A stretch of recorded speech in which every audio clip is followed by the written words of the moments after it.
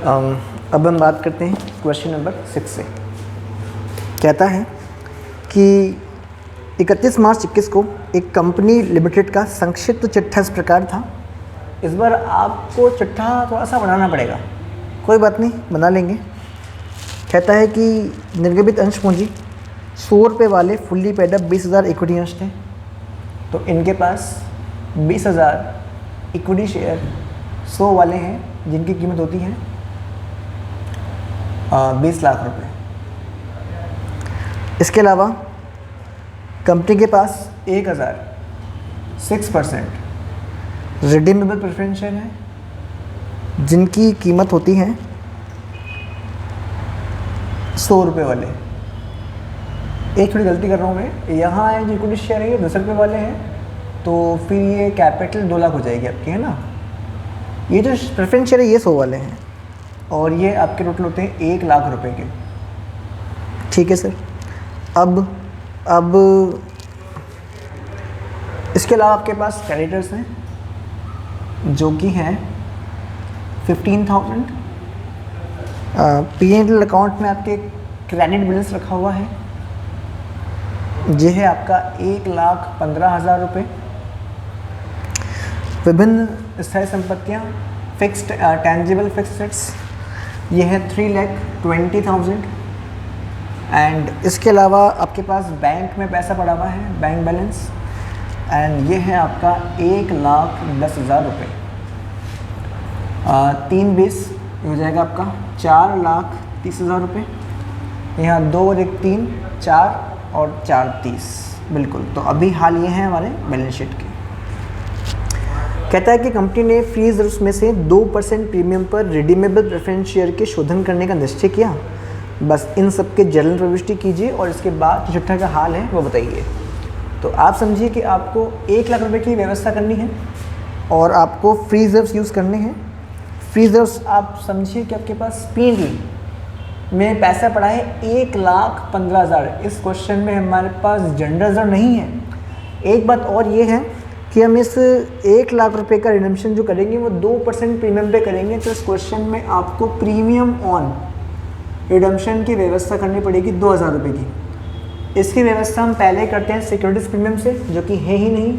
इसके अलावा हम इसकी व्यवस्था करते हैं जो नए शेयर इशू करते हैं, अगर वो प्रीमियम पे इशू किए गए हैं तो उनसे प्राप्त प्रीमियम में से हम रिडम्पशन पे दे प्रीमियम की व्यवस्था कर सकते हैं। लेकिन क्योंकि नए शेयर भी इशू नहीं हो रहे इस क्वेश्चन के इस चैप्टर के इस क्वेश्चन के अंदर, तो अब क्या होगा, अब हम देखेंगे कि हमारे पास कोई फ्री रिजर्व्स है कि नहीं। तो फ्री रिजर्व्स तो है और नाम मात्र का एक ही रिजर्व है 15,000 रुपये P&L का, जिसमें 1,15,000 पड़े हुए हैं और आराम से ये 1 लाख की व्यवस्था भी इसमें से और 2,000 की व्यवस्था भी इसी में से हो जाएगी।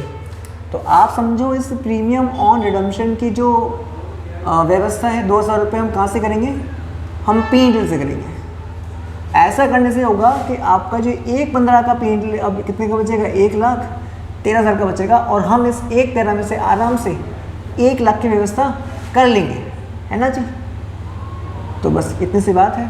अब वही जितने रुपए की व्यवस्था आप फ्री रिजर्व से करते हो उतना पैसा आपको CRR में ट्रांसफ़र करना पड़ता है। तो एंट्री होगी P&L account debit to capital redemption reserve. नए से शेयर हम इसमें इशू ही नहीं कर रहे, इसलिए ये एंट्री यहाँ पास नहीं हो पाएगी। ड्यू करने की एंट्री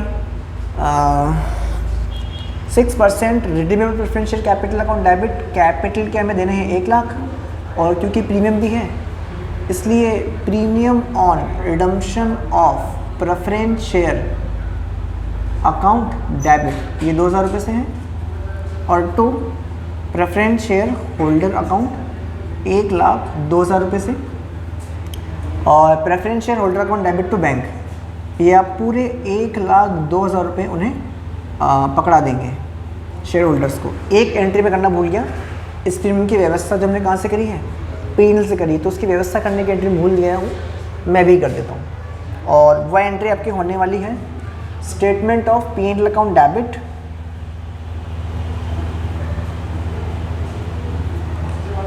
टू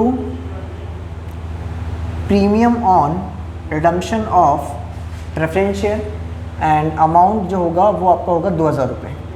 बस सर, गिनती की 5 एंट्री होने वाली है जो हमने कर दी है और इसके बाद हमारी न्यू बैलेंस शीट के क्या हाल है वो हम पता लगाते हैं। देखिए, इक्विटी शेयर कैपिटल पहले जितनी थी अभी भी उतनी ही है, हमने नए शेयर इशू नहीं किए हैं, तो 2 लाख रुपए की। इसके अलावा प्रेफरेंस शेयर कैपिटल का रिडम्पशन कर चुके हैं, ये डेबिट हो चुका है यहाँ पे, तो अब नहीं आएगा 1 लाख रुपए से। P&L की अगर मैं बात करूँ तो था 1.15, लेकिन 1.15 में से 1 लाख ट्रांसफ़र कर दिया गया है CRR में, तो बचा 15।